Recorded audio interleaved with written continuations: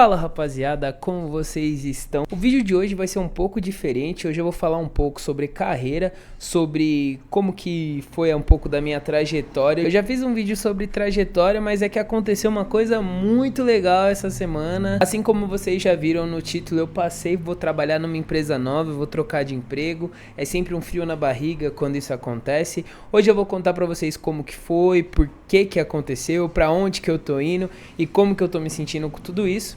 Vou dar algumas dicas de carreira que me deram e não é experiência própria, porque eu sou muito novo na minha carreira. Eu não me boto num lugar de poder colocar dica para alguém, mas se vocês tiverem alguma dúvida, pode deixar nos comentários que na medida do que eu puder eu posso ajudar vocês. Então vamos lá, se você lembra do outro vídeo que eu coloquei aqui sobre a minha trajetória no mundo de dados, assim, desde quando eu comecei a estudar programação até quando eu comecei o meu primeiro emprego, você viu que eu trabalho na Porto Seguro. Se você não viu, pode voltar, o vídeo lá tá muito legal. Eu trabalho na Porto Seguro como cientista de dados, né? Hoje eu tô numa cadeira de pleno. Vim aí de uma promoção onde eu era júnior lá, passei para ser pleno e antes disso eu atuei como analista de dados. Já expliquei a diferença disso para vocês, tem vídeo aqui no canal, o que faz um analista de dados, o que faz um cientista de dados, tá tudo explicadinho.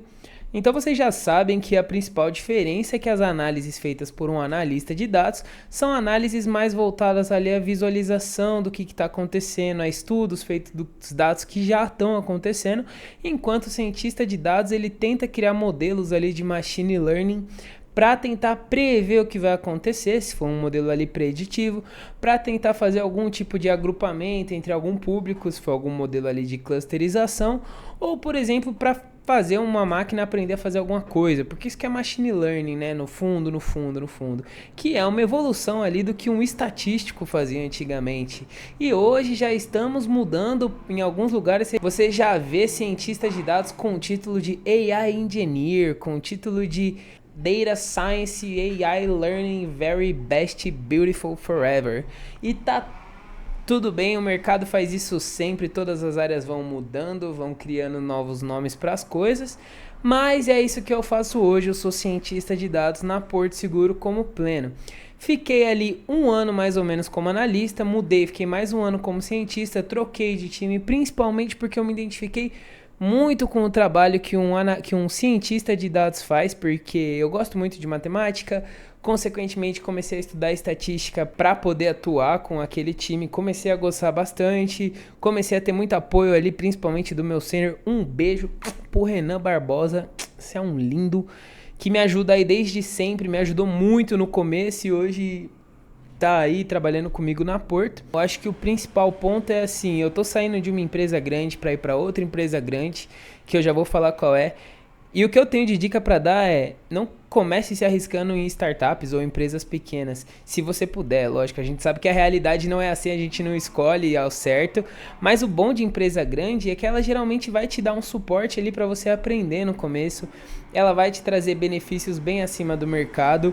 Dificilmente você vai entrar numa startup para fazer somente o que você foi feito para fazer. Então eu já ouvi muitos relatos de inscritos, relatos de seguidores no Instagram, inclusive se você não me segue, segue lá, que trabalham em startups como cientista de dados, mas também fazem análise, fazem os estudos, fazem a arquitetura dos dados, fazem o ETL, fazem tudo, cara. Isso acontece, isso é normal. Então eu tô saindo de uma posição de uma empresa grande para ir para outra empresa grande. E aí, empresas grandes costumam, principalmente quando elas são boas, e as duas que eu vou falar aqui, a Porto e a que eu vou, são empresas boas. A principal coisa que eu vejo de diferença é a cultura de feedback e a cultura de pessoas, né? O pessoal é muito dedicado ali em focar como tratar as pessoas, em focar, não todos os lugares, mas focar como que lida com as pessoas, como que deixa um clima agradável. Então, eu não estava pensando em sair do meu emprego atual, eu estava muito contente com o que eu estava fazendo, estava muito satisfeito, estava muito tranquilo com os desafios que me eram passados. Só que quando eu sentei numa cadeira de pleno, uma coisa começou a acontecer. Eu comecei a ter que ir atrás de conhecer coisas novas. Porque quando você é júnior, você consegue deixar esse trabalho do novo pro seu pleno, que tá contigo pro seu sênior, porque você tem que resolver aquelas demandas e aprender a resolver o que você tem que fazer. Você vai pedir ajuda, tal, você vai não sei o quê, mas quando você é pleno, normalmente você já tem que ter um perfil de você resolver as paradas sozinho, né? Não que você não vá pedir ajuda, você tem que pedir ajuda quando necessário. Inclusive, uma ótima característica de um profissional é saber quando pedir ajuda, seja ele júnior, pleno, sênior, especialista, tem que saber quando pedir ajuda. Você não pode ser egoísta nesse ponto de achar que você é Deus e o resto do mundo é burro, né? Mas, seguindo essa linha de raciocínio, eu comecei a pegar o hábito de sempre pesquisar coisas novas, entender como as tecnologias do mercado estão funcionando, entender que tipo de biblioteca do Python poderia me ajudar em determinada situação. E a gente sabe que, caramba, toda semana sai alguma coisa nova no mundo de tecnologia, e para o mundo de ciência de dados não é diferente. Então eu comecei a pesquisar coisas que eu pensei assim, caramba, outras pessoas da minha área poderiam estar utilizando esse tipo de coisa. E aí eu falei, vou publicar. No Instagram, o perfil do público é um pouco mais ali. Ninguém tá no Instagram necessariamente para aprender, o pessoal tá lá pelo entretenimento. Então eu falei, não vou publicar aqui a primeiro momento. E aqui no YouTube, eu sei que eu tô tentando ajudar quem tá iniciando. Então, inclusive, eu vou falar um pouco mais disso depois, mas estamos com iniciativas de colocar aulas aqui no canal 100% gratuito para compartilhar o conhecimento, porque eu desacredito de cursos da internet, a maioria deles, mas vou fazer um vídeo sobre isso. Então, o perfil aqui do YouTube provavelmente não é um perfil que engajar com essas tecnologias novas que eu estou utilizando lá. Falei, vou compartilhar onde? No LinkedIn. Onde o LinkedIn é um lugar assim bem legal, onde você pode conversar com pessoas que fazem a mesma coisa que você, tem uns desafios parecidos com o seu e você acaba fazendo um networking super positivo, né? Então, quando eu comecei a publicar as coisas que eu estava fazendo, que eu estava testando no LinkedIn, projetos de visão computacional, scripts de automação com Python, bibliotecas novas para visualização de Python, né? Então, assim, quando a gente começa a pesquisar essas coisas e você começa a colocar isso no seu arsenal de cientista de dados, você quer compartilhar essas coisas. Consequentemente, isso começou a me gerar visibilidade no LinkedIn e as pessoas começaram a entrar em contato comigo para conversar e também para oferecer posições em outros lugares, porque todo lugar busca um profissional colaborativo, um profissional que tenta colaborar com as pessoas. Nossa, que redundante, mas é isso.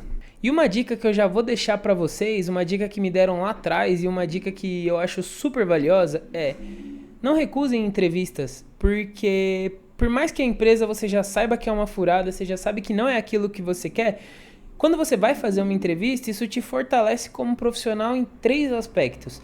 Primeiro aspecto, você fica alinhado com o que o mercado está pedindo, porque você tem o que você faz no seu dia a dia dentro da empresa e tem o que os profissionais estão fazendo no mercado.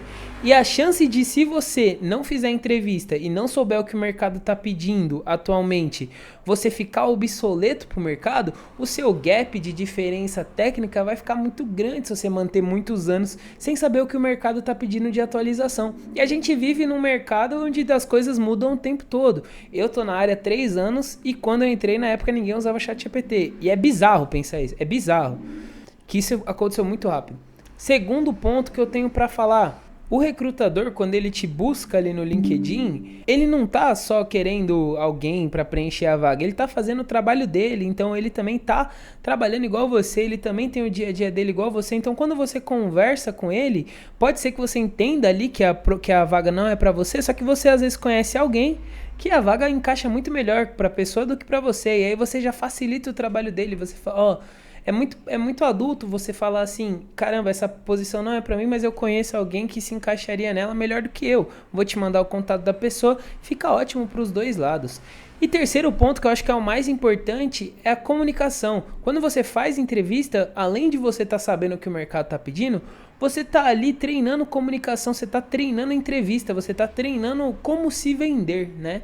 E muitas das vezes a empresa ela não vai te contratar só pelas suas partes técnicas, e sim pelo jeito também que você conversa, pelo jeito que você tem ali a cultura da empresa. E uma coisa que eu percebo assim disparadamente de empresas maiores e melhores elas dão muito valor a como você se encaixa com a cultura delas, pelo menos a maioria delas, tá? Algumas não são assim. Mas se você se encaixa com a cultura delas, porque cultura, quando ela é simplesmente imposta em cima de funcionário, o funcionário ele pode trabalhar de uma forma que ele não acredita, né? Agora, quando você confia na cultura da empresa e a empresa devolve essa confiança mostrando que ali é um ambiente que vocês estão alinhados para trabalhar, é uma coisa mágica, cara. É assim, vocês vão embora juntos e a chance de você ficar muito tempo nessa empresa e ser feliz é muito maior quando vocês estão alinhados. E a empresa, sabendo disso, ela dá muito importância para esse tipo de coisa. Sem fazer mais charme, eu estou indo para a segunda maior empresa da América Latina, que é o Mercado Livre. Eu só tô falando isso porque já tá tudo certo e essa informação não é confidencial. E eu também não vou falar nada confidencial aqui, como salário, benefício e tal, esse tipo de coisa. Mas o que eu posso falar, eu vou contar para vocês. Então, primeira coisa, como que foi o processo?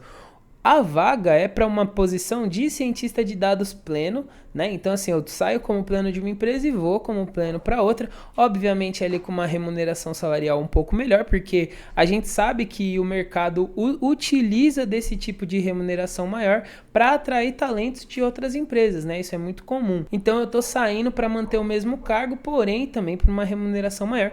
Benefício, assim, pacote completo de mercado, assim, isso você pode ter certeza que a maioria das empresas grandes vão te dar um pacote muito bom, né?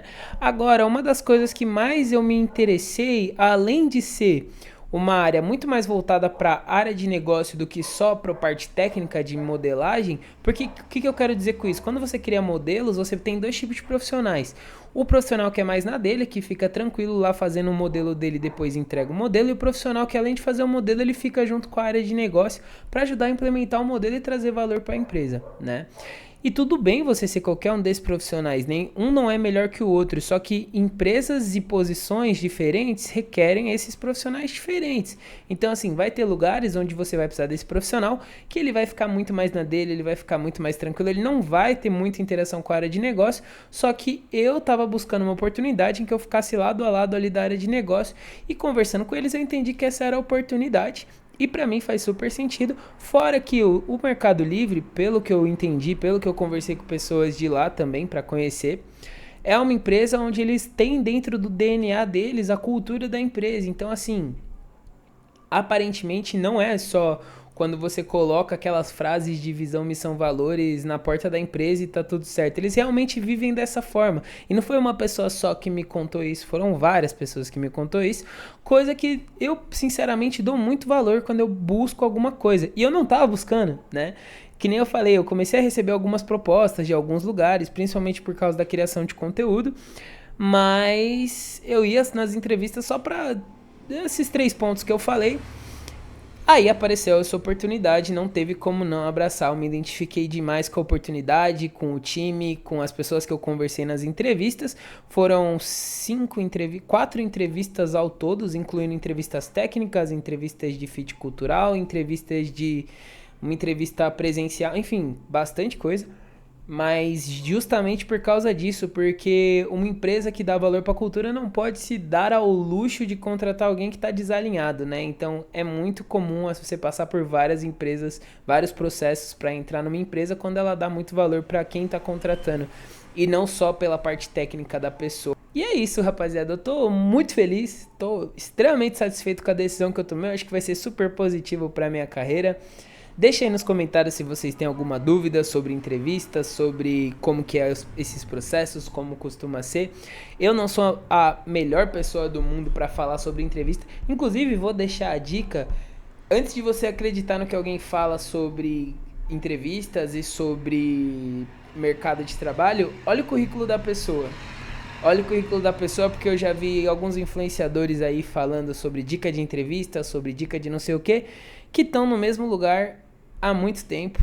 E isso é duvidoso. Isso é muito duvidoso. Então, se eu souber, eu ajudo vocês. Eu não vou prometer que eu sei tudo, mas comecem a prestar atenção nas coisas que vocês acreditam na internet. Fora isso, muito obrigado, é nóis e tchau.